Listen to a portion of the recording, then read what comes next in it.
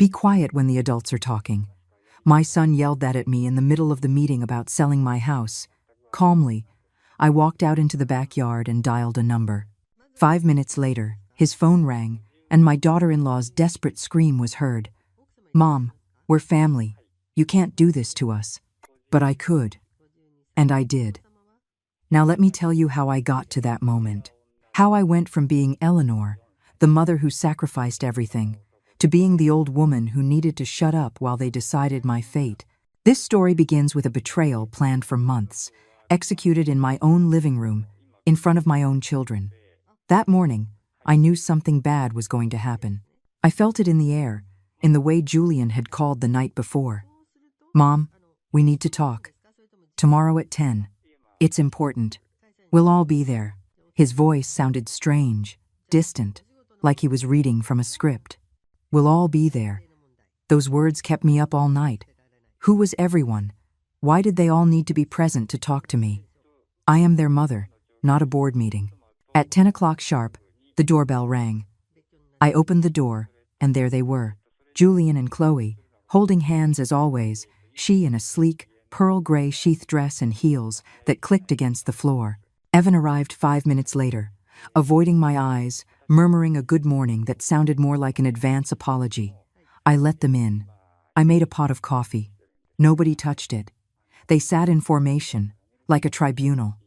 Julian and Chloe on the main sofa, so close they looked like one person. Evan in the side armchair, his gaze fixed on the hardwood floor. And me, standing in front of them, because something inside told me not to sit, not to lower myself to their level, to maintain my dignity, even if I didn't yet know what I was being accused of. Chloe started talking in that soft voice she had perfected over 3 years. "Mom, we know this is difficult for you, but we need to make some important decisions. You're not young anymore. This house is too big.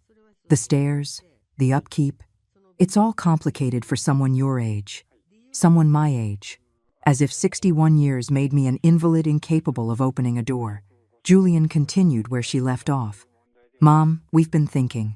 The best thing would be to sell the house. There are more suitable options for you. Something smaller, simpler.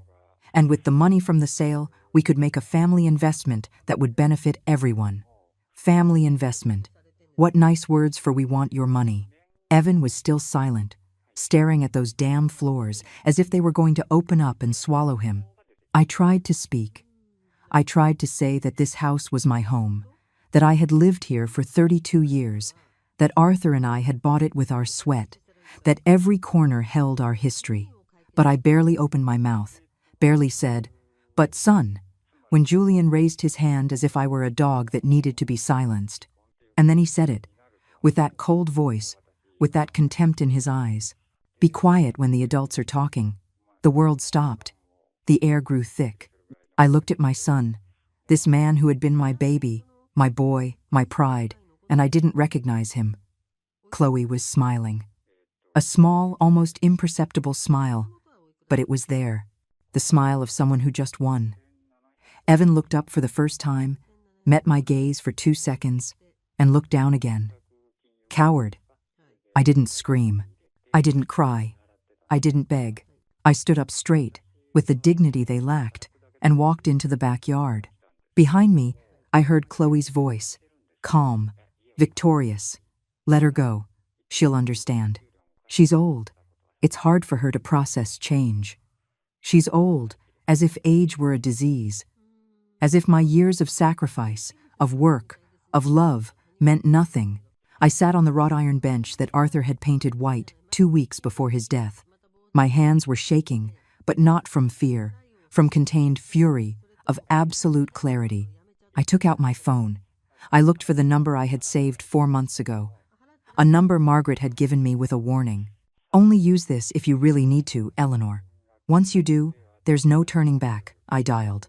Margaret answered on the second ring. Her voice was calm but alert. "Eleanor, it happened, didn't it?" "Yes, Margaret, it happened. Do it."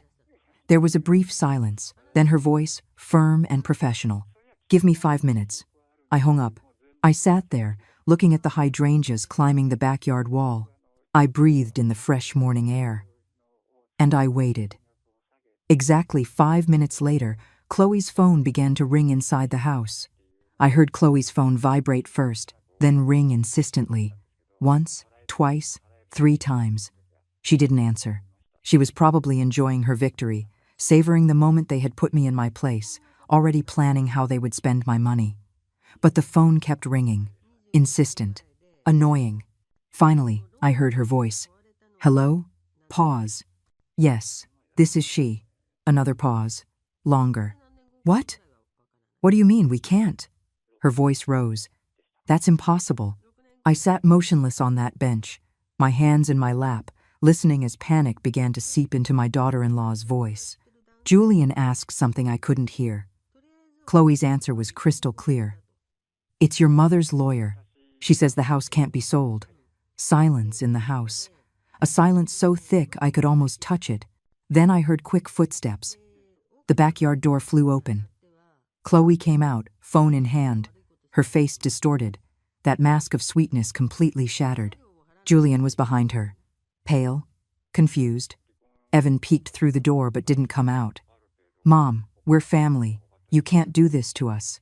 Chloe's voice trembled between pleading and rage. We just want what's best for you. How can you be so selfish? Think about your grandchildren.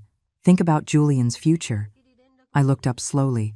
I looked her straight in the eyes, those eyes that for 3 years had feigned affection, respect, admiration. Now I only saw what had always been there: greed, ambition, contempt.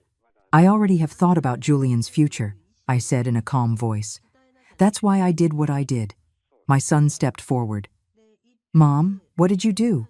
What did you tell Margaret? His voice sounded like a scared child's, not the man who had told me to shut up 5 minutes earlier. I did what I should have done months ago, Julian. I protected what is mine. Chloe gripped the phone so tightly her knuckles turned white.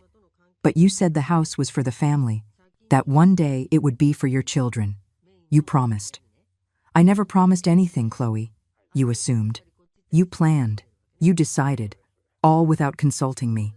All while treating me as if I were already dead. Chloe's phone rang again. She answered with a trembling voice. Yes. A long pause. No, we didn't know. Another pause. Since when? Her face turned even paler. 4 months. She hung up. She looked at me with a hatred she no longer even tried to hide. You put the house in a trust 4 months ago. It can't be sold without your authorization, and if you die, it passes directly to a charitable foundation. You cut us out completely.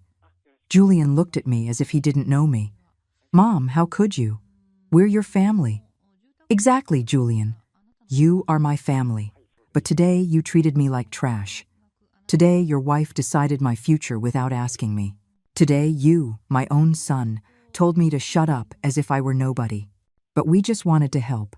Chloe intervened, switching tactics, softening her voice, trying to retrieve the sweet mask that had fallen.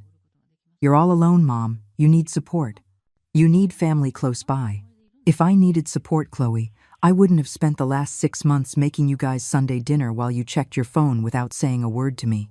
I wouldn't be paying for my grandkids' private school tuition while you buy $2,000 handbags. I wouldn't have become the maid for my own family. That's not true, Julian shouted. We love you. We've always loved you. I stood up. I looked at them both. Julian, when your father died, you came to visit me twice in 3 months. Twice. I was destroyed, alone, lost, and you were too busy. But when you needed money for the down payment on his car, you showed up. $20,000 I lent you. I'm still waiting to be paid back. Julian opened his mouth, but nothing came out. When Chloe was pregnant with the second baby, you moved into my house for 6 months. 6 months where I cooked, cleaned, took care of your older son while you went out on weekends to rest. I was 58 years old and exhausted, but I never said anything because you were my family. Chloe's voice was sharp. You offered to help. I offered because I'm your mother, Chloe, because that's how I was raised. But you turned my generosity into an obligation, my love into servitude. Evan finally came out into the backyard. Mom, I didn't know they were going to treat you like this today. I swear. But you let them, Evan. You sat there and let your brother humiliate me. You stared at the floor like a coward while they decided to sell my home. You are just as guilty as they are. My oldest son lowered his head. I was right. He knew it. Chloe regained her composure. Fine. You win. But don't count on us ever again. Don't expect to see your grandchildren. Don't expect us to take care of you when you're sick. You chose money over family. I laughed. It was a bitter, tired laugh. No, Chloe, I chose my dignity over your greed. You chose money when you planned this meeting. When you decided a 61-year-old woman didn't deserve a voice or a vote. When you assumed I was so stupid I wouldn't notice. Julian tried to get closer. Mom, we can fix this. Let's talk calmly. You already talked, Julian. You talked amongst yourselves for months.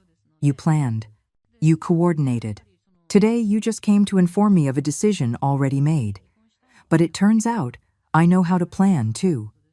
When did you do it? Evan asked. When did you go to Margaret? 4 months ago. The day I came to visit and overheard Chloe talking on the phone with her mother.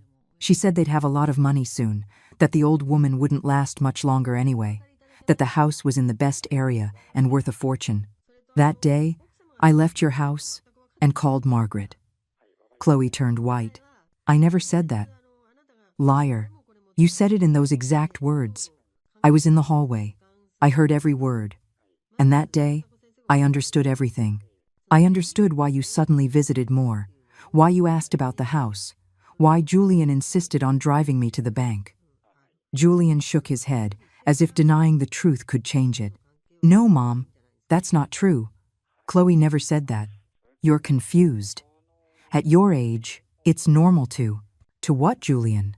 To imagine things? To invent conversations? To be senile? Is that what you were going to say? He fell silent. The answer was in his silence. I'm 61, not 90. My mind is perfectly clear. So clear I could see right through you, even when you weren't trying hard to hide it. So clear I hired the best lawyer in the city and protected my assets before you could take them from me. Chloe took a step toward me. Her face no longer showed sweetness or panic, just pure rage. You are a selfish, bitter old woman who can't stand to see her family happy. Everything we did was out of love. Love, I repeated. Tell me, Chloe, what part of telling your husband to tell me to shut up is love? What part of planning to sell my house without my consent is love? What part of counting my money before I'm dead is love? I never counted your money. Lies. 2 months ago you went through the papers on my desk when I went to the bathroom. You thought I didn't notice, but you left the drawer slightly open. I always close it completely.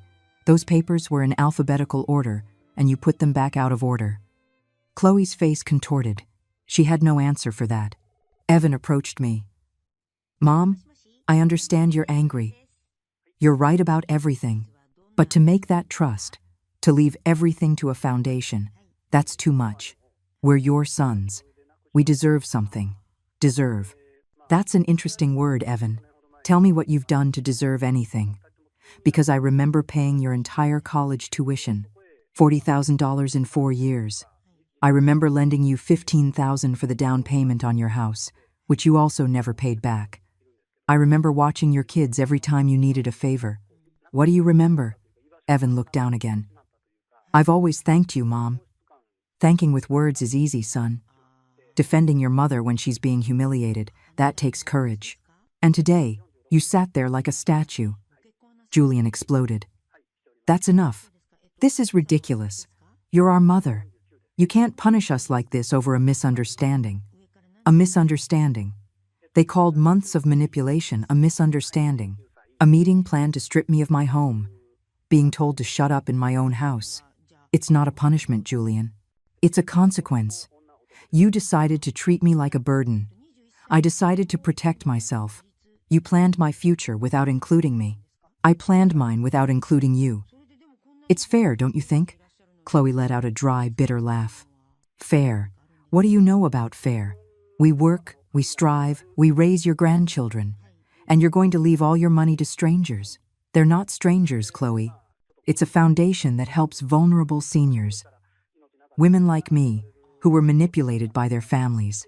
Women who need legal support to protect themselves from greedy children and ambitious daughters-in-law. The insult landed like a slap. Chloe clenched her fists. You're calling me ambitious. I'm not calling you anything, Chloe. I simply described the women the foundation helps.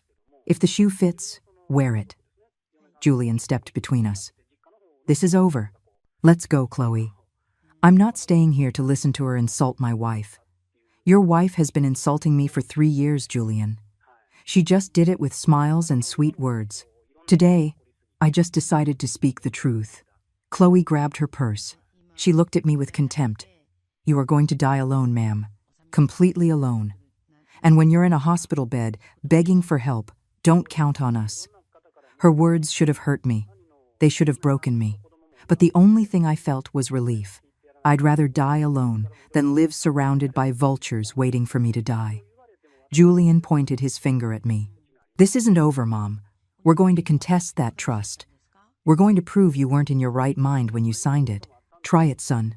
Margaret made sure everything was legal. I signed in front of 3 witnesses, 2 of them doctors who certified my full mental capacity. I have psychological evaluations, cognitive studies, all documented. I spent $5,000 making sure it was ironclad. Evan shook his head. $5,000 you could have used on your family. $5,000 I invested in my peace of mind. The best investment of my life. Chloe walked to the door. Julian followed her, as always, like an obedient dog. Evan stayed a moment longer, looking at me with something resembling shame. Mom, No, Evan. Don't say anything. You had your chance to speak, and you chose silence. Now live with that decision. He nodded slowly and walked out after his siblings. I heard them murmuring in the living room. Then the front door slammed shut. The silence that followed was absolute. I sat down on the bench again. My hands were no longer shaking. My breathing was calm. I looked at the garden that Arthur and I had planted together 20 years ago. The rose bushes he pruned every spring. The jasmine climbing the kitchen window. The pots of geraniums I watered every morning. This was my home, my sanctuary. The place where I had been happy, where I had grieved, where I had lived. And no one was going to take it from me. The phone rang. It was Margaret. Everything okay, Eleanor? Everything is fine, Margaret. Thank you. I told you it would work. When you told me what you overheard 4 months ago, I knew we needed to act fast. You did well to insist. I still had hope I was wrong. You're never wrong when it comes to intuition, Eleanor. 40 years of knowing you taught me that. I hung up and closed my eyes. The morning sun warmed my face. A gentle breeze rustled the hydrangea leaves. A bird was singing in the corner tree. For the first time in months, I felt at peace. I had lost my family, but I had gained something more valuable. My dignity, my autonomy, my right to decide my own life. I thought of Arthur, of what he would have said if he had seen all this. He probably would have confronted Julian long before I did. Arthur never tolerated disrespect, especially towards me. He was a good man, a man who loved me until his last breath. I miss you, Arthur, I whispered to the wind. But today, I did what you would have wanted. I defended myself. I went inside the house. The living room still smelled of Chloe's perfume, that cloying, sweet scent that always gave me a headache. I opened the windows. I let the fresh air in. In half an hour, there would be no trace of them. I made coffee, this time for me. I sat in my favorite armchair, the one Arthur gave me for our 20th anniversary. The leather was worn, but it was comfortable. It was mine. The phone didn't stop ringing for 3 days. Julian called every hour, leaving voicemails that ranged from pleading to threats. Mom, please, pick up. We need to talk. This is a misunderstanding. Then, 2 hours later, you're making a mistake. You're going to regret this. And later, into the night, I warned you, Mom. We're going to contest everything. You'll see you're not as smart as you think. I deleted every message without finishing it. Chloe tried to contact me too. She sent long text messages. Mom, I know we're going through a tough time, but family is the most important thing. The kids are asking for you. They're sad. It's not fair for them to pay for our adult problems. Then, when I didn't respond, you were being cruel. Selfish. I never thought you were so petty. And finally, fine, you win. But remember that elderly people who end up alone usually end up badly. Very badly. I blocked her number. Evan was the only one who didn't insist. He sent me a single text. Mom, I'm sorry for how things happened. I need time to process everything. I hope you're okay. I didn't reply, but I didn't block him either. During those 3 days, I dedicated myself to doing something I hadn't done in years. Living for myself. I got up without rushing, made my favorite breakfast, coffee with toast and strawberry jam. I sat on the balcony watching the city wake up.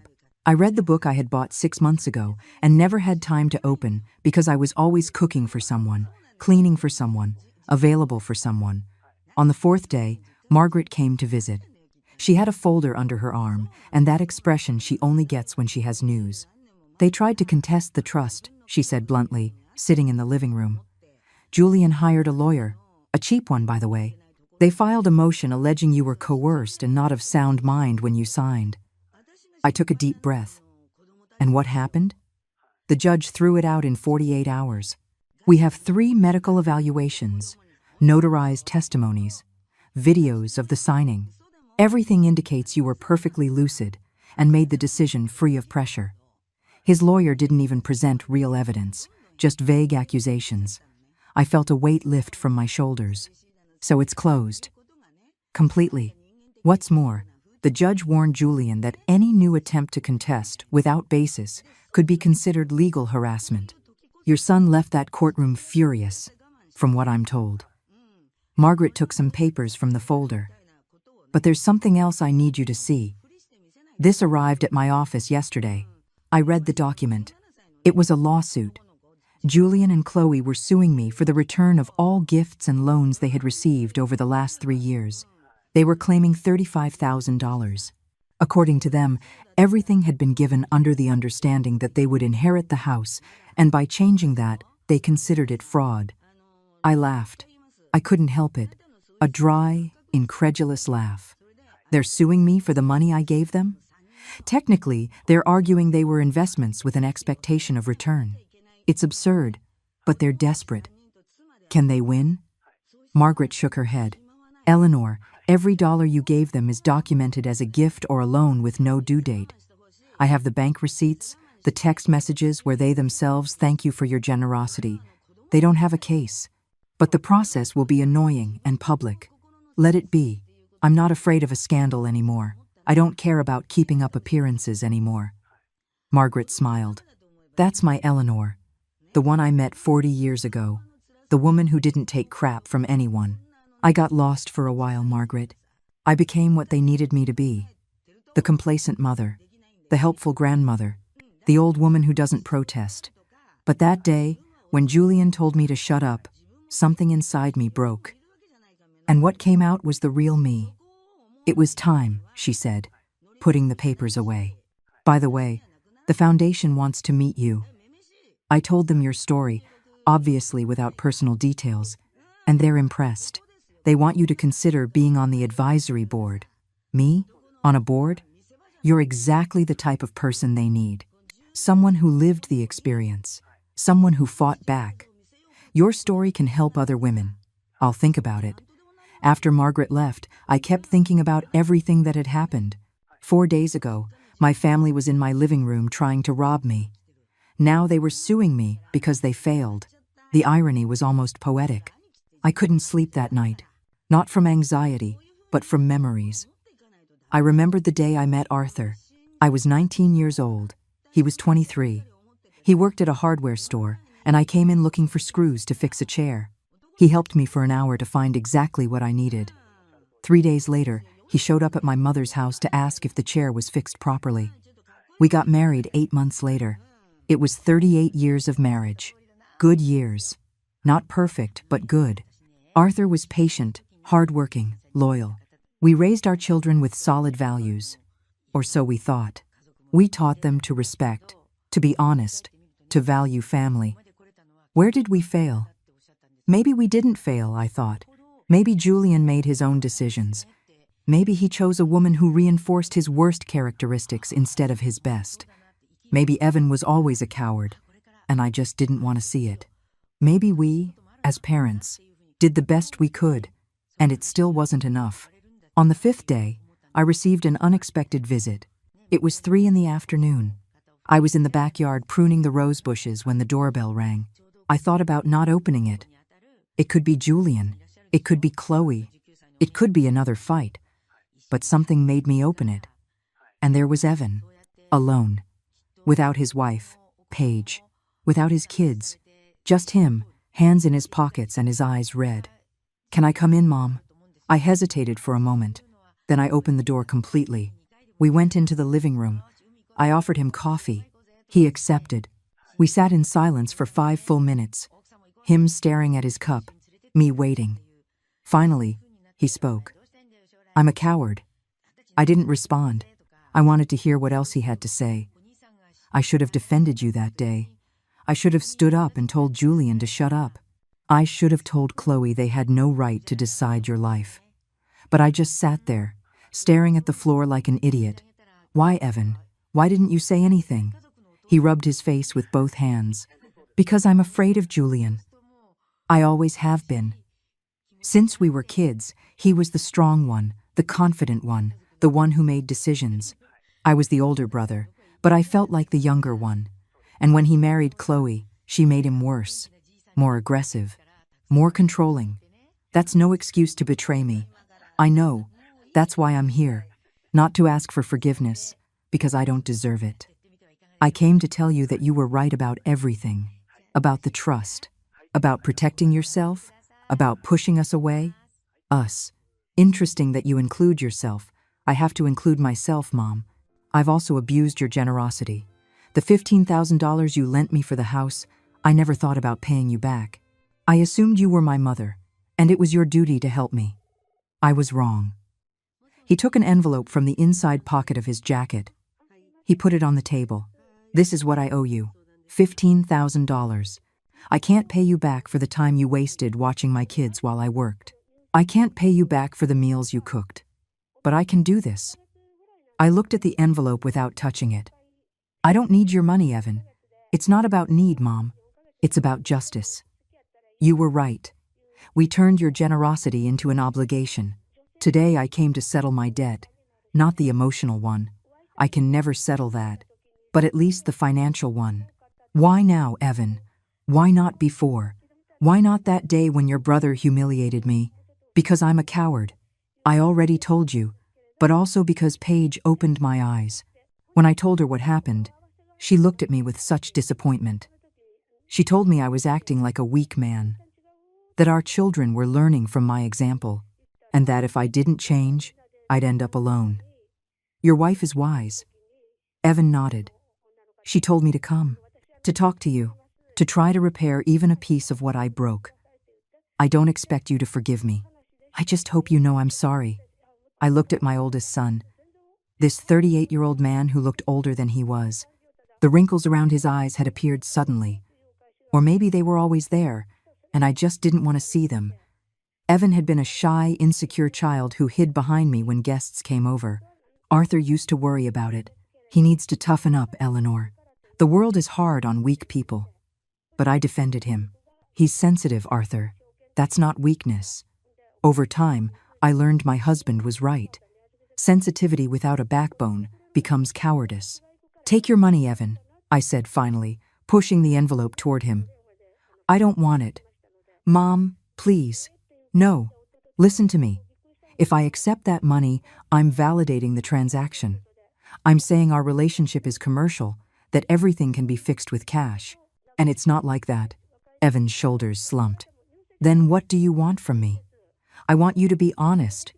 I want you to tell me if you really came out of remorse or if Julian sent you to soften me up." He looked me straight in the eyes for the first time since he arrived. "Julian doesn't know I'm here. In fact, when he finds out, he'll probably stop talking to me. He's furious with you, but even more furious with the world. Chloe has him wound up. They're drowning in debt." "Debt?" Evan nodded. "They owe $80,000 in credit card debt. The car they bought 2 years ago is about to be repossessed. The house they live in is a rental, and they're 3 months behind on payments.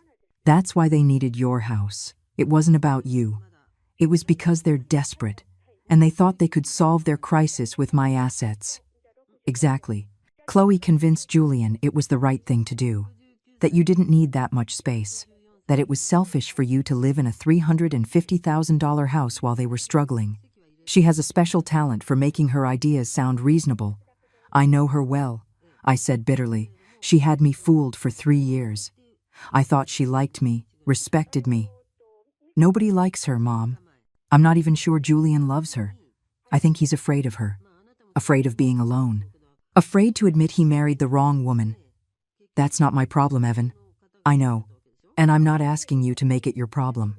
I just came to tell you the truth, to apologize, and to give you this. He took another paper from his pocket. It was a handwritten letter. The handwriting was uneven, shaky. I immediately recognized Evan's writing. He always had terrible handwriting. Read it when I'm gone, he said. I don't want to be here. I'm too ashamed. He stood up. He left the envelope with the money on the table. Mom, I know you're not accepting this, but I'm going to leave it here anyway. Use it, give it away, burn it. Do whatever you want, but I needed to bring it. He walked to the door. Before leaving, he stopped. One more thing. Julian is going to keep trying. He's not going to stop. He's convinced the house should be his. Chloe has him programmed like a robot. Be careful. I am being careful, Evan. That's why I did what I did. He nodded and left. I heard his footsteps in the hall, the door closing softly. I stayed in the living room with the envelope and the letter. I picked up the letter first. I opened it with trembling hands. Mom, I don't know how to start this. I've been writing and erasing for 3 days. Paige says I just need to be honest, so here it goes. I'm a failure as a son. I always have been. Dad knew it. You know it. I know it. I spent my life hiding behind Julian, letting him make the tough decisions, letting him face the problems. And when I had to defend you, I hid again. I failed you at the most important moment. I have no excuse. I only have shame. These last 3 days, I've thought a lot. About how we treated you, about how we abused you, about how we took your love for granted as if it were infinite and unconditional. And maybe it was. But we had no right to exploit it. Paige asked me something that destroyed me. She said, if your sons treated you the way you treat your mother, how would you feel? I couldn't answer because the truth broke me. I've been teaching my sons, by my example, that it's okay to use people, that it's okay to stay quiet in the face of injustice, that it's okay to be a coward. I don't want them to be like me. That's why I'm changing.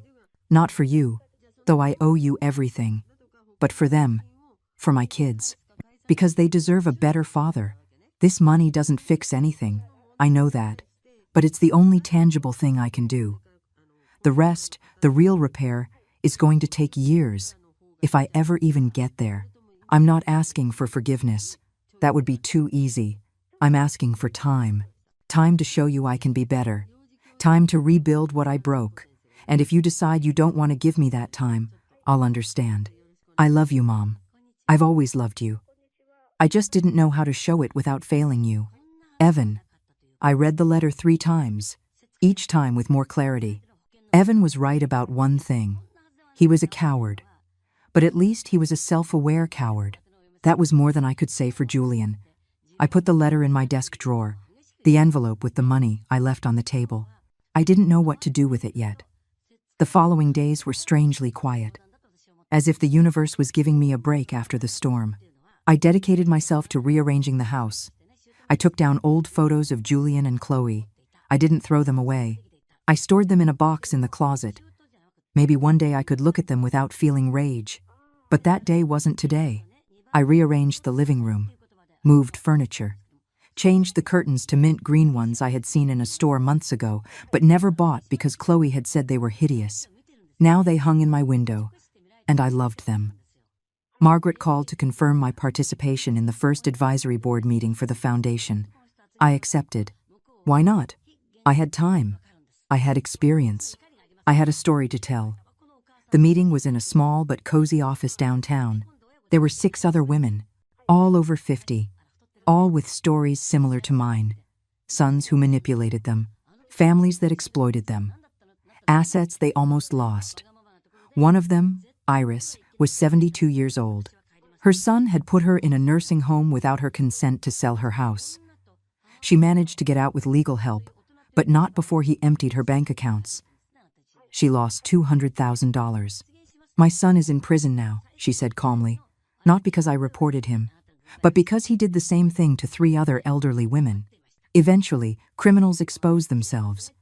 Another woman, Esmeralda, 65 years old, told how her daughter-in-law convinced her to put the house in her son's name. 3 months later, they kicked her out. She had to live with a cousin for 2 years until a judge reversed the transfer for fraud. "My mistake was trusting," she said. "But I don't make that mistake anymore.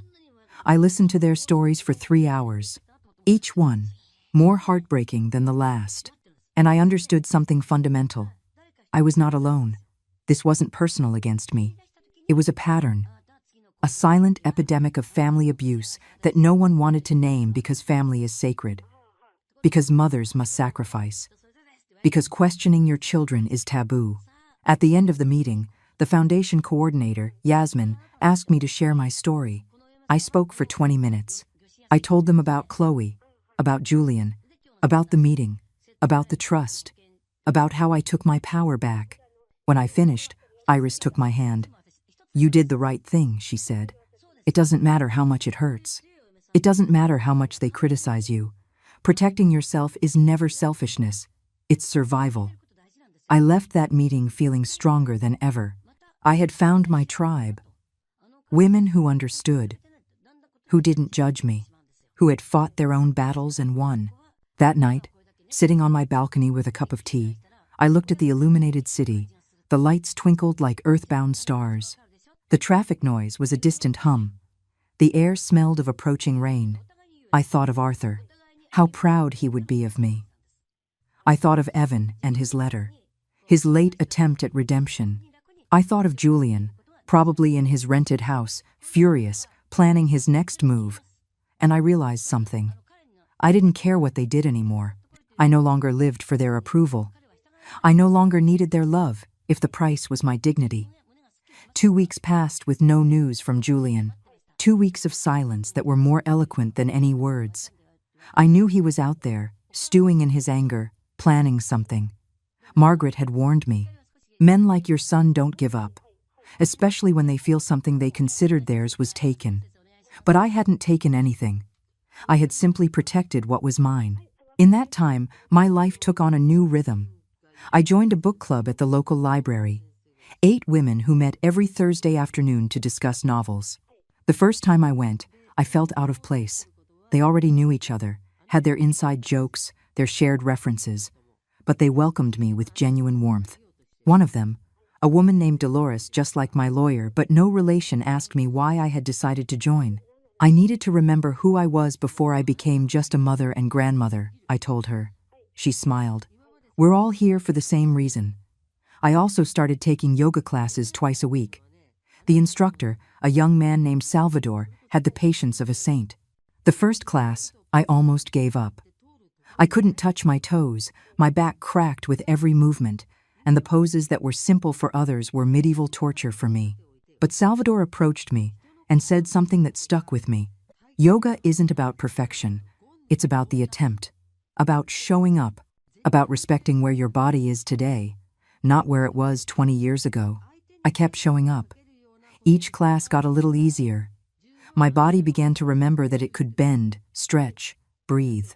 One afternoon, as I was returning from yoga, I found Evan waiting at the door of my building.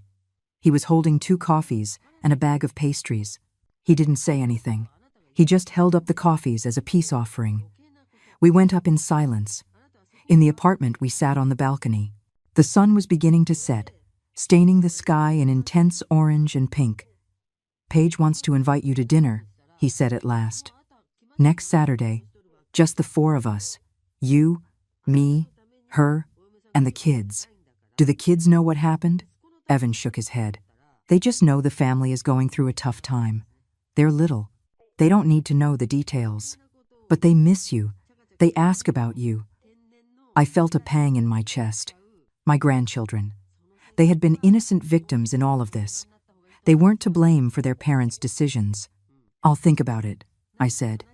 "Okay, no rush. The invitation is permanent." We drank coffee in silence for a while. Then Evan spoke again. "Julian is worse. Chloe left him." I looked at him, surprised. "When?" "A week ago. She took the kids and went to live with her mother. She says she can't be with such a weak man. That if he couldn't get the money from his own mother, how is he going to support a family?" The irony was almost comical. Chloe had manipulated Julian into robbing me, and when he failed, she abandoned him for failing. "How is he?" "Destroyed. He's not going to work. He's not answering calls. I went to see him 3 days ago. The apartment is a disaster. He is a disaster. He blames me. Abe blames you. He blames the whole world except Chloe. He still doesn't see who she really is." Evan nodded. "He's blind. Or maybe he doesn't want to see.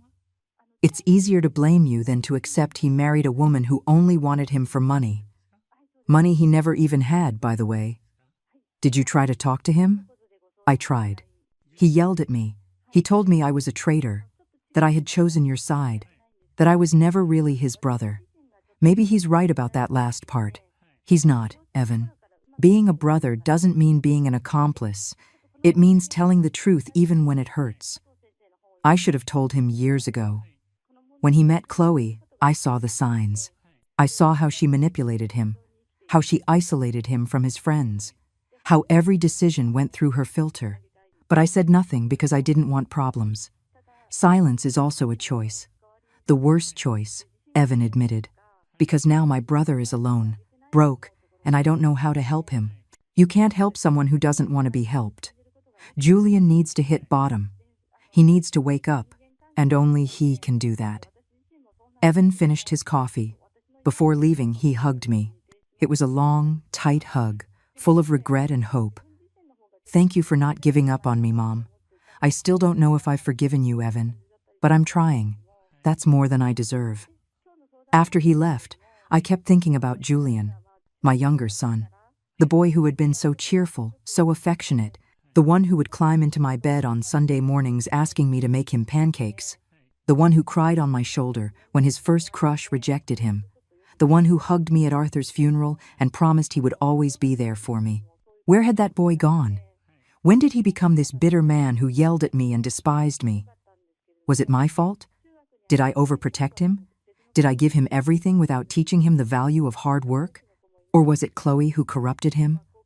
Or was it just life, showing who he really was? I had no answers, only questions that kept me up at night. The following Saturday, I accepted Evan's invitation. I arrived at his house at 7 in the evening. It was a modest but cozy home. Paige greeted me with a genuine hug. The children, 6 and 9 years old, ran to me shouting, "Grandma." They wrapped their little arms around me, and I felt something inside me melt. I had missed them, more than I wanted to admit.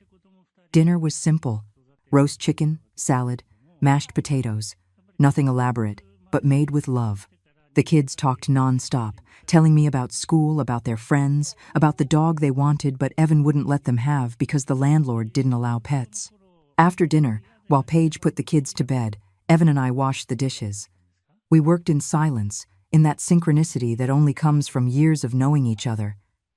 "Thanks for coming," he said. "Thanks for insisting. I want this to be regular. For you to come every week if you want. To be part of my kids' lives. For you not to pay for my mistakes. Your kids were never the problem, Evan. You were. I know. And I'm working on being better." Paige has me in therapy, twice a week. The therapist says I have issues with boundaries and self-esteem. That's why I always let Julian dominate me. Therapy is good. I wish I had gone after your father died. It's never too late, Mom. My therapist works with seniors, too. I'll think about it. When I left that night, Evan walked me to the taxi. Before I got in, he gave me another paper. It's from Julian. He gave it to me to give to you. I don't know what it says. If you don't want to read it, don't. I took the paper and put it in my purse. In the taxi, as the city passed by the window, I took out the letter. Julian's handwriting was firm, angular, Nothing like Evan's shaky script. "Mom, I don't know how to address you. I don't know if I deserve to call you that anymore." Chloe left. She took my kids. She says I'm a failure. Maybe she's right. I lost my job 2 weeks ago. I couldn't concentrate. I was late. I made mistakes. They fired me. The apartment we lived in, they're taking it back next month. I haven't paid rent in 4 months. I owe money to everyone. Creditors call day and night. I'm ruined. And the worst part is, I know it's my fault. Not yours, mine. Evan told me you warned me about Chloe at the beginning, that you saw something in her I refused to see. You were right. You were always right. She never loved me. She used me. And I let her use me because it was easier than being alone. I'm not writing to ask for money. I know you wouldn't give it to me, and I shouldn't ask. I'm writing because I need you to know I'm sorry. I'm sorry for yelling at you. I'm sorry for disrespecting you. I'm sorry for trying to rob you. Because that's what it was. A robbery, not a family investment, not a logical decision. A robbery planned by my wife and executed by me. I'm a thief who tried to steal from his own mother. I don't expect forgiveness. I don't even deserve it. I just hope that one day you can remember me as the boy I was, not the man I became, Julian. I read Julian's letter 3 times before I got to my apartment. Every word was loaded with pain, regret, and a clarity I had never seen in him. But there was also something that bothered me. A part of me, the part that had been hurt, humiliated, betrayed, wondered if this was real or just another manipulation. If Julian had learned so well from Chloe that he now used vulnerability as a weapon, I couldn't know for sure, and that uncertainty tormented me. I didn't sleep that night. I stayed on the balcony until the sun began to rise, painting the sky in soft colors, lavender and peach. I thought about my 2 sons, Evan, the coward who was trying to change, Julian, the manipulator who was perhaps waking up, and I thought about me, about Eleanor. The woman I had been, the one I was now, the one I wanted to be. I didn't have to make an immediate decision. I had learned that in recent weeks. Not all crises required instant answers. Sometimes the wisest thing was to wait, to observe, to let time reveal true intentions. I put Julian's letter next to Evan's. 2 documents of repentance, 2 different paths to redemption, one already being walked, the other just beginning. The days went on. Yoga classes continued. The book club became something I looked forward to. The foundation meetings gave me purpose. And the weekly dinners with Evan and his family gave me back something I thought I had lost forever. Genuine connection. A month after receiving Julian's letter, Margaret called with news. "Your son dropped the lawsuit. His lawyer sent an official notice. Says it was a mistake, that he was going through a difficult time, and that he will not proceed with any legal action against you." I sat on the sofa, processing the information. That's good, I suppose. It's very good, Eleanor. It means he finally understood he has no case. Or that he has no money to keep paying lawyers. Probably both. Do you know how he is? Margaret paused. I took the liberty of investigating a bit. Not officially, just as a concerned friend. He's living in a rented room in the North Side. He's working as a food delivery driver. Chloe won't let him see the kids. She filed for divorce and is demanding full child support. Child support. When he has nothing. Exactly. It's her revenge.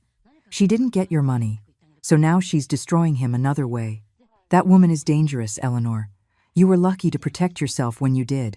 It wasn't luck. It was survival. After hanging up with Margaret, I kept thinking about Julian. In that rented room. In that menial job.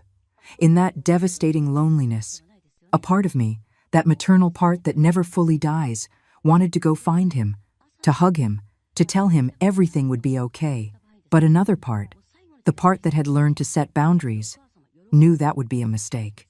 Julian needed to live the consequences of his decisions. He needed to feel the weight of what he had done. Only then could he grow.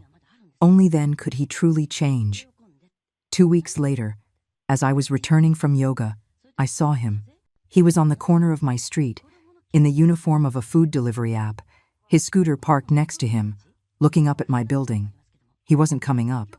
He wasn't ringing the bell. Just looking. I stopped half a block away. I could turn around. I could avoid him. But something in his posture, in the way his shoulders slumped in defeat, stopped me. I took a deep breath and walked toward him. He saw me approaching. His face showed surprise, then shame, then something like relief.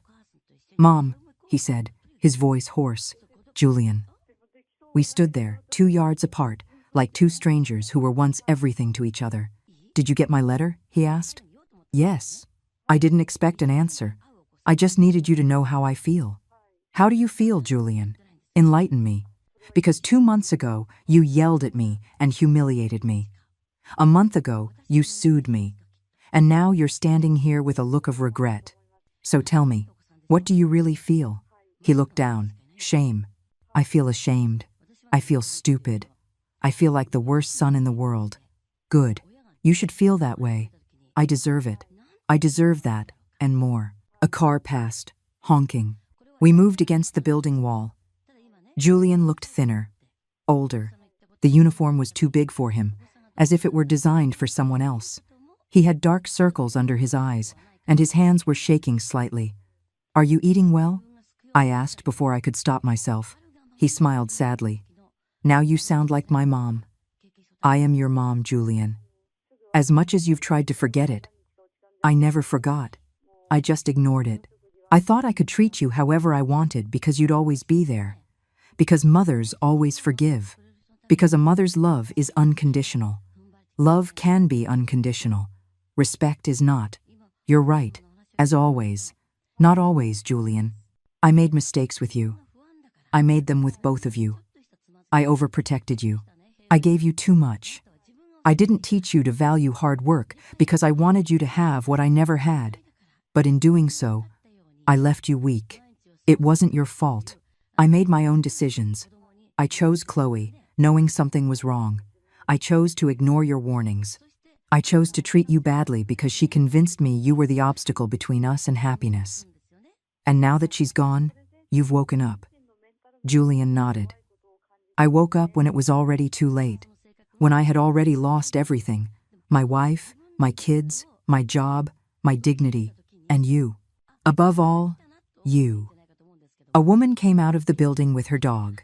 She looked at us curiously before walking on. The sun was beating down. It was hot. Julian's uniform had sweat stains under the arms. "You can't just stand here on the street," I said finally. "Come up." Julian looked up, surprised. "Really? 5 minutes. That's all." We rode up the elevator in silence. The enclosed space made everything more awkward. Julian watched the numbers light up. I watched my reflection in the metal doors. We looked so different, like two people who no longer recognized each other. In the apartment, I offered him water. He drank it in one gulp. I offered him another. He drank that one quickly, too. When I offered him food, his eyes filled with tears. "I didn't come for food, Mom. I know. But you're hungry. I can see it." I heated up soup I had made the day before. Toast. Cheese. I put it all on the table. Julian ate in silence, his head down, as if every bite were another humiliation he had to swallow. When he finished, he wiped his mouth with a napkin. "Thank you. You're welcome. I don't just mean for the food, I mean for letting me in, for not spitting in my face, for treating me with more dignity than I treated you. I'm not like you, Julian. I don't enjoy humiliating people." The blow was direct. He felt it. He flinched as if I had physically slapped him. "I'm sorry, Mom. I'm so sorry for everything I did, everything I said, everything I allowed her to do to you. She didn't do anything to me that you didn't allow, Julian. Chloe was the architect, but you were the enforcer. You chose to yell at me. You chose to tell me to shut up. You chose to try to take my home. I know, and I'm going to live with that for the rest of my life." We sat in silence for several minutes. The wall clock ticked off the seconds. Outside, you could hear children playing in the park. Life went on, indifferent to our pain. "What do you want from me, Julian? What do you expect me to do?" He looked up. "Nothing. I don't expect anything. I just wanted to see you. To tell you in person that I'm sorry. That you were right to protect yourself. That I wish I had been the son you deserved instead of the one I was. You still can be. How? After everything I did, how can I fix this? I leaned forward. It doesn't get fixed in a day, Julian. Not in a month. Maybe not even in a year. But it starts with fixing your life. By getting out of the hole Chloe left you in. By fighting to see your kids. By becoming the man your father would have wanted you to be. Dad would be so disappointed in me. Yes, he would be. But he would also be proud to see you get up. Arthur fell many times, Julian. Life hit him hard. But he always got up. He always kept going. That's what you're missing. Resilience. Julian wiped his eyes with the back of his hand. I don't know if I can do it alone. Then get help. Evan is in therapy. It's working for him. Maybe it will work for you. I don't have money for therapy. There are free clinics. There are support groups. There are ways. If you really want to change, you'll find a way. He stood up. I have to go. I have deliveries pending. If I don't meet my quota, they fine me. He walked to the door. Before leaving, he stopped. Can I come back? Not for food, just to talk. To show you I'm trying to change. I thought about it carefully. You can come back, but with conditions. No drama, no manipulation, no trying to make me feel guilty. If you come honestly, with respect. He nodded. Deal. Julian came back 2 weeks later. This time he called before coming. Mom, can I visit on Saturday afternoon? His voice sounded different, less desperate, calmer. Yes, 4 o'clock is fine. He arrived on time. He brought a small bag with pastries from a neighborhood bakery. It's not much, he said, but I wanted to bring something. I accepted it. The gesture mattered more than the gift. We sat in the living room. This time the conversation flowed more naturally. He told me about his job, the deliveries, the nice customers and the rude ones, the tips that sometimes saved his day. He also told me he had found a mental health clinic that offered low-cost therapy. I went to my first session 3 days ago. How did it go? Hard. The therapist asked me questions I didn't want to answer. About Chloe. About my relationship with you. About why I always needed external approval to feel worthy. And what did you answer? That I don't know. But I want to find out. That's a good start, Julian. He also talked about his children. He missed them deeply. Chloe wouldn't let him see them. She said he was a bad example. That until he had financial stability, he didn't deserve to be a father. I hired a public defender, he told me. He's going to fight for visitation. He says I have rights, even if I don't have money. You do have rights. You're their father. Chloe says I gave up being their father when I failed to provide for them. Chloe says a lot of things, mostly lies designed to hurt. Julian smiled sadly. How did I not see that before? How could I have been so blind? Love is blind, Julian, especially when the other person is an expert at manipulation. He stayed for an hour. Before leaving, he asked if he could come back next week. I said yes. This time when he left, I didn't feel the weight of betrayal. I felt something like hope, cautious, fragile, but it was there. Evan found out Julian was visiting me. He was worried. Mom, be careful. I don't want him to hurt you again. I am being careful, Evan, but I'm also giving him a chance. Like I gave you. Evan nodded. I understand. I just don't want you to confuse remorse with manipulation. Julian is good at saying what you want to hear. I know. That's why I'm watching his actions. Not just his words. Julian's visits became regular, every Saturday at 4. Sometimes he brought bread. Other times, cheap flowers from the market. He always arrived on time. He always left when he said he would. He never asked for money. He never tried to manipulate me. He just talked. He told me about his week, about his progress in therapy, about his small victories. One day he told me something that surprised me. The therapist says part of my problem is that I never learned to value what I had, that I was always looking for more without appreciating what was enough. He says it comes from an internal emptiness that no amount of money or possessions can fill. Your therapist is wise. He's making me write letters of gratitude, things I'm grateful for. It's harder than I thought. I've spent so much time focusing on what I don't have that I forgot to see what I did have. And what have you written? Julian took out a small notebook. I'm embarrassed, but I want to read one to you. He opened the notebook. His handwriting was more careful than the previous letter, more deliberate. He began to read. I am grateful for my mother, for the nights she stayed awake when I had a fever, for the lunches she packed every day for school, for the times she defended my dreams even when she didn't understand them, for continuing to breathe after my father died so I wouldn't be alone, for not slamming the door in my face when I deserved it, for teaching me, by her example, that dignity matters more than comfort, for being stronger than I will ever be. He closed the notebook. His eyes were wet. That's what I wrote last night. I couldn't speak. Tears were rolling down my cheeks without permission. Julian moved closer and took my hand. I'm sorry, Mom. I'm so sorry I didn't see all of that when I had it. The months passed. Fall arrived with its amber-colored leaves falling in the streets. Yoga classes had made me more flexible. The book club had given me new friends. The foundation had given me purpose. And my sons, slowly, had given me hope. Evan organized a Christmas dinner. Small. Just us. You, me, Paige, the kids, and Julian. If you want to invite him, he told me. I want to invite him. Christmas Eve arrived with a soft rain. Evan's apartment was decorated modestly but with love. Warm lights, a small tree, gifts wrapped in recycled paper. Julian arrived with a cake he had bought with his tips from the week. It's not much, he said, but I wanted to contribute. The kids ran to him. Uncle Julian! They hadn't seen him in months. Chloe had blocked all contact, but Evan had fought legally and won supervised visits. This was the first time Julian had seen his nephews in almost half a year. Dinner was quiet. We talked, we laughed.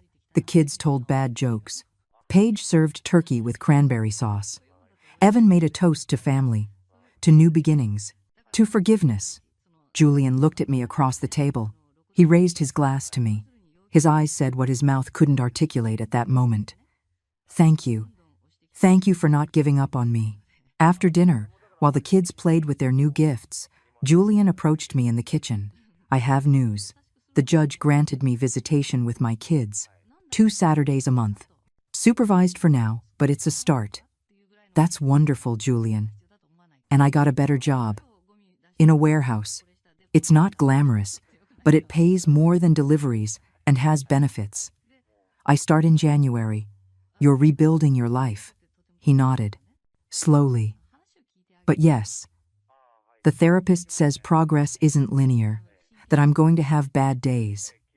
But he also says that every right decision brings me closer to the person I want to be. Your father would be proud. Julian's eyes filled with tears. You think so? I know so. He hugged me then. A real hug. Not desperate or manipulative. Just a son hugging his mother. And I hugged him back. Because that's what mothers do. They forgive when the remorse is genuine. They give chances when the change is real. But they also protect themselves. They also set boundaries. They also say no when necessary.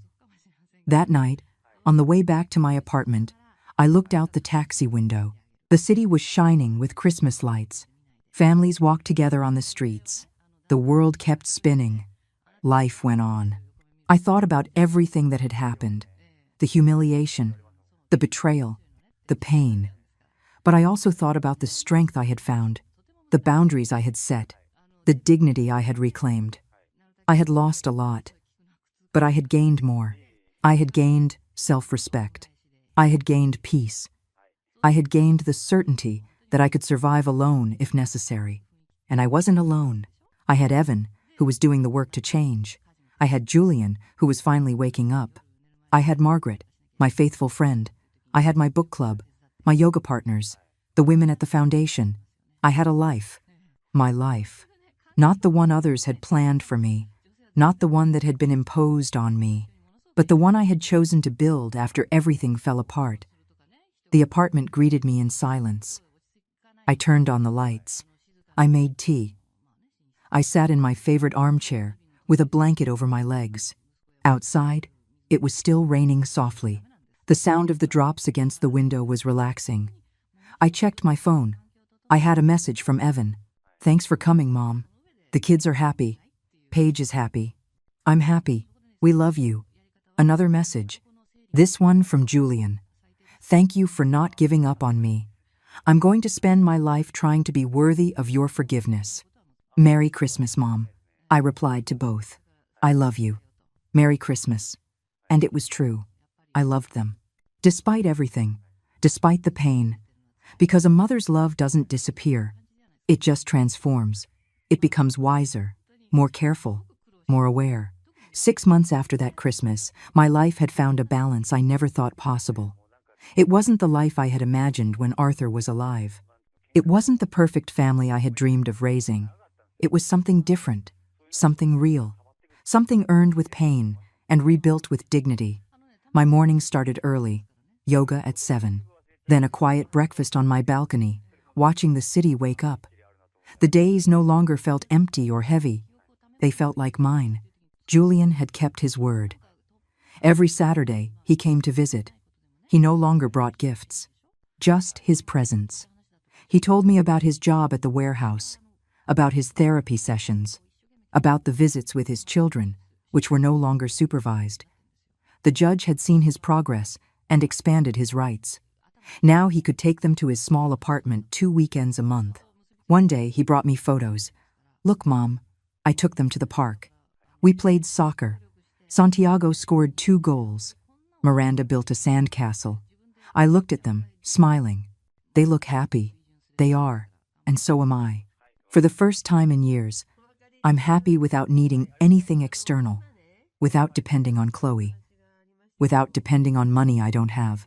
Just being a dad. That's all that matters, Julian. He also told me that Chloe had tried to come back. She wanted to return. She had broken up with the man she'd left for. She needed financial help. She thought Julian would be an easy target again. "And what did you tell her?" I asked. I told her no, that we could be civil co-parents for our children, but that our relationship as a couple was over forever. She got angry. She threatened me.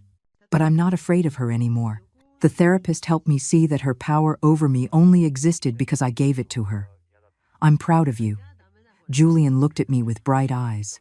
"I never thought I'd hear you say that again." "Well, listen to it good. I'm proud of the man you are choosing to be." Evan had also changed. He was still in therapy. He had learned to set boundaries, to say no, to defend his convictions. One day, he came to one of our weekly dinners with news. "Mom, I quit my job." "Why?" "I thought it was going well. It was going well financially, but it was killing me emotionally. My boss was abusive. He would yell at me in front of others. He made me stay late without overtime pay. And I let him, because I was afraid of being unemployed. But my therapist asked me something that changed my perspective. He asked, "Would you rather have money and lose your dignity, or have less money and keep your soul?" And you chose your soul. I chose my soul. I got another job. It pays a little less, but they treat me with respect. I'm worth more than a paycheck, Mom. Yes, Evan, you are worth so much more. The brothers had also begun to rebuild their relationship. It was difficult at first. There was resentment on both sides. Julian blamed Evan for not defending him sooner. Evan blamed Julian for hurting me so badly. But slowly, with conscious effort, they began to heal. One Sunday, they invited me to lunch.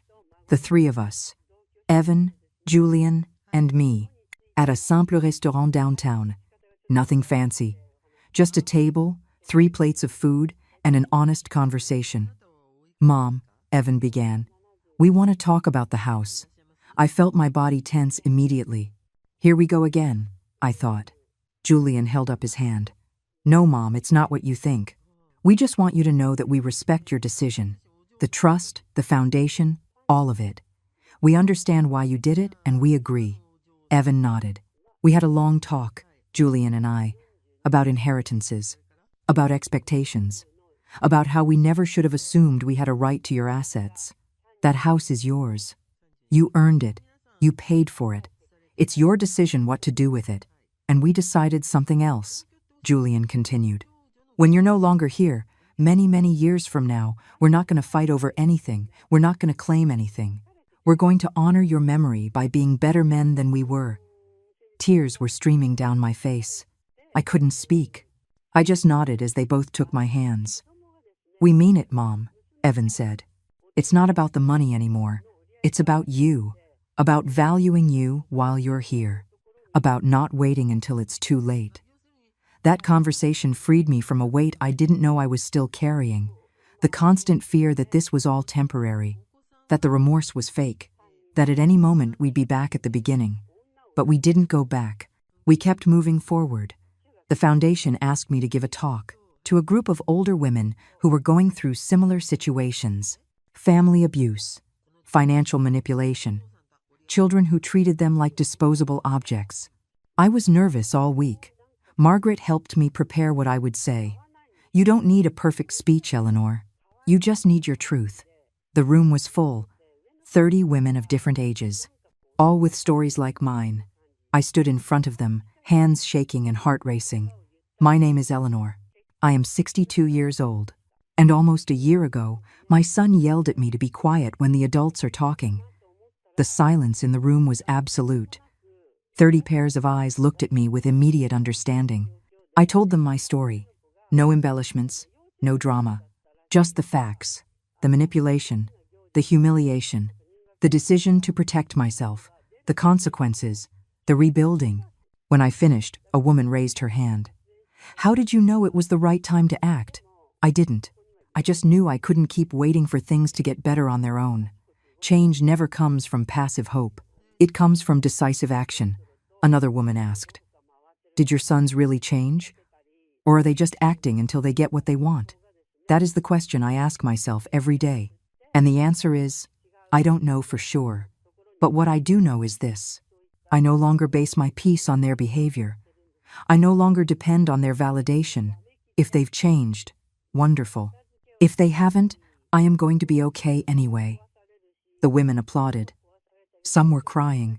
Others nodded in recognition. After the talk, several women approached me. They hugged me. They thanked me. They told me their own stories. One of them, a woman named Yasmin, 70 years old, told me something I'll never forget. I spent 40 years being a mother. I forgot how to be Yasmin. Your story reminded me I can be both. I can love my children and also love myself. Exactly, I told her. They aren't mutually exclusive. That night, back home, I sat in my favorite armchair. The apartment was silent. A silence that no longer scared me. It was a silence full of possibility, of peace, of freedom. I looked at the walls, the family photos I had hung back up. But now they were mixed with new photos. My friends from the book club, my yoga partners, the women from the foundation. My life had expanded beyond just being a mother. I was a friend. I was a mentor. I was Eleanor. The phone rang. It was Julian. Mom, just calling to say goodnight and to say, I love you. I love you too, son. Then Evan called. The same. Good night, Mom. We love you. Good night, Evan. I hung up and smiled. I had come so far from that terrible day, from that meeting, from that humiliation. The road had been painful. I had lost the family I knew, but I had gained something better. A conscious family. A family that chose to be together, not out of obligation or convenience, but out of genuine love and mutual respect. I stood up and walked to the balcony. The night was clear. The stars shone over the city. A soft breeze moved the plants I had potted. The jasmine climbing the wall filled the air with its sweet scent. I thought of Arthur, how much I still missed him, but also how much I had grown since his death. He would have been proud. He would have applauded my courage. He would have celebrated my rebirth. I did it, Arthur, I whispered to the wind. I defended myself. I saved myself. And I saved our sons too, even if they didn't know it at the time. A shooting star crossed the sky. I made a wish. Not for money, not for revenge, not for validation. I wished for peace. For me, for my sons. For all the women who were fighting similar battles in silence. I went into the apartment. I made tea. I wrapped myself in my favorite blanket. I opened the book I was reading for the group. But before I started, I took out my journal. I had started writing a few months ago. Evan's therapist had suggested I try it. I wrote, "Today I gave a talk. I told my story. And in telling it, I understood something fundamental. I am not a victim. I am a survivor. And there is a huge difference between the two. The victim gets stuck in the pain. The survivor uses the pain as fuel to grow. I choose to be a survivor. I choose to grow. I choose to live." I closed the journal. I drank my tea. I opened my book. And I read until my eyes grew tired and sleep came naturally, peacefully. That night, I dreamed of gardens full of flowers, with children's laughter, with Arthur smiling at me from a distance. And when I woke up the next morning, the sun was streaming through my window, illuminating my room with golden light. It was a new day, and I was ready to live it, on my own terms, with my dignity intact, with my heart healed, with my future in my hands.